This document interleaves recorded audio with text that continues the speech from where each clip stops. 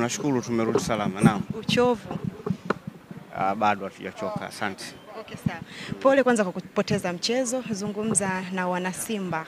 Hatua inayofuata ni ipi, lakini pia tunaona mchezo unaofuata ni marudiano tarehe 9. Ni mipango ikoje kutokea mchezo huu ambao tayari umekwisha kuchezwa kule Misri? Nadhani tuna nafasi ya kuendelea kujiandaa kwa ajili ya mchezo unaofuata, na tutakavyokuwa tayari nadhani tutazungumza yale ambayo tunatakiwa tuyazungumze, lakini kwa sasa tumerudi salama, tunashukuru na tunajiandaa kwa mchezo wa marudiano. Pengine tuambie mchezo upande wako uliuonaje dakika 90? Mpira umeonekana, yaliyotokea yametokea, lakini kwa sasa yani kubwa ambalo tunalizungumzia ni mchezo unaofuata. Kwa hiyo tutakuwa tayari kwa ajili ya mchezo huo na maandalizi yanaendelea, naamini tutafanya marekebisho ya mapungufu yaliyojitokeza.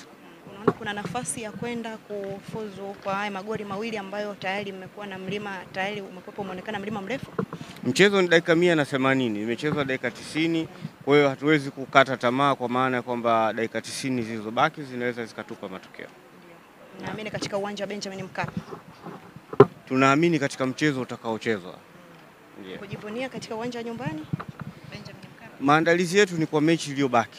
Aidha ingekuwa ni hapa au ingekuwa nje hapa, lakini mchezo umechezwa nusu ya muda na utakuja kumalizia nusu iliyobaki, na tunaamini tutapata matokeo. Zungumza na mashabiki wa Simba. Tulishazungumza nao, wao wawe tayari kwa ajili ya kufanya maandalizi, tuhakikishe tunapata ushindi wa mechi hiyo. Asante Asanteni sana.